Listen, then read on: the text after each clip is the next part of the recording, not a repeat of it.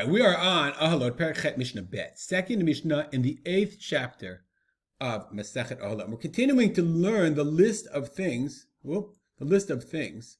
that were Mivi'in et hatuma v'chotzitzin, that can transfer tuma and also chotzetz and block tuma. So things that make what we would consider to be a full ohel. The Mishnah says, Hazizin v'hagizriot v'shov. Let's look at Gizizin v'gizriot. Bartuner says, Zizin ezo even yichidia yotzei min hakotel karoi ziz. A ziz, right? If you have a piece of wood or a block that protrudes, it sort of kind of comes out of the wall. Either, I don't know why you would have that. Maybe it would be like an overhang. Okay, a gizriot is kumo gizuz tiraot. They're balconies. Binyan shel avanim o itzim hayotzei min haohel. So it's a part of the building that comes out of the ohel. So a ziz, I guess it would be some kind of sill of some kind, and a giziz tiraot are balconies.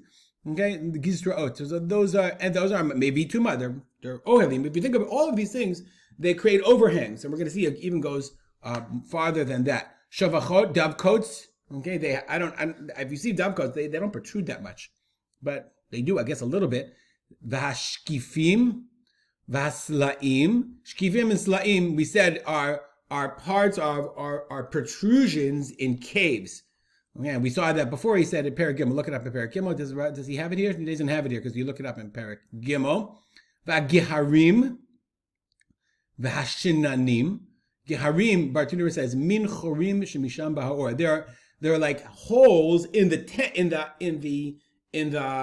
cave that allow light to come in, but somehow these holes, I guess, have some kind of neck that protrudes and overhangs.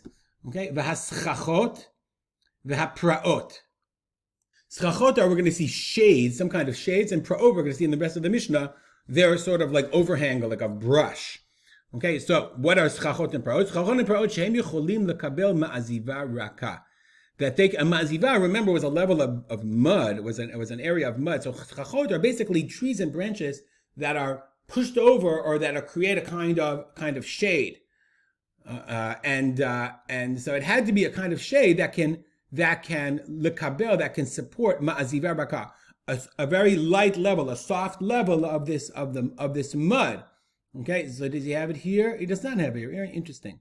Shvachot or dovecoats. So interestingly, I'll share with you a picture from this book. Stop and share a picture. We see this is a schacha, but he says like the idea is that they would push over the branch and then they would put on here we go. They would put on this layer of mud, this ma'aziva that we've seen before. So it's a machloket. How thick does the ma'aziva have to be? How strong does it have to be in order to become like it's a tree? We're going to see a tree also could be a sort of an ohel. So it has to be Yecholin lekabel ma'aziva raka, a soft level to every mayor. Chachamim say ma'aziva benoni, no, a medium level. Im einam Yecholin lisbol et ela ma'aziva raka, they can only hold the ma'aziva raka, the soft layer. Okay, ein mivi'in et hatuma v'lo chotzitzin. Then they can't bring, they don't bring them the tuma, and they're not chotzet.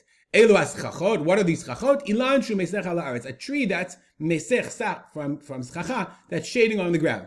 V'praot ayotzim min hagader. And praot are things that come out of a gader.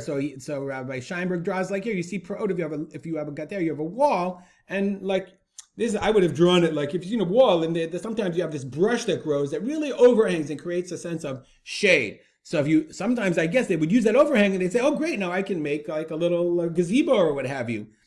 One thing that actually comes out strongly to me here is like when I read all these mefarshim, especially this Mishnah and the last Mishnah, is one like we take for granted, especially in modern society. Think about the containers that we have and how ubiquitous they are and the things we use to transport goods. And how easy it is, these disposable life that we live, or even like the non-disposable, but the ease of which we were able to store and transport goods, and how everything they made, every single thing they made, they would have to make out of natural elements and mud.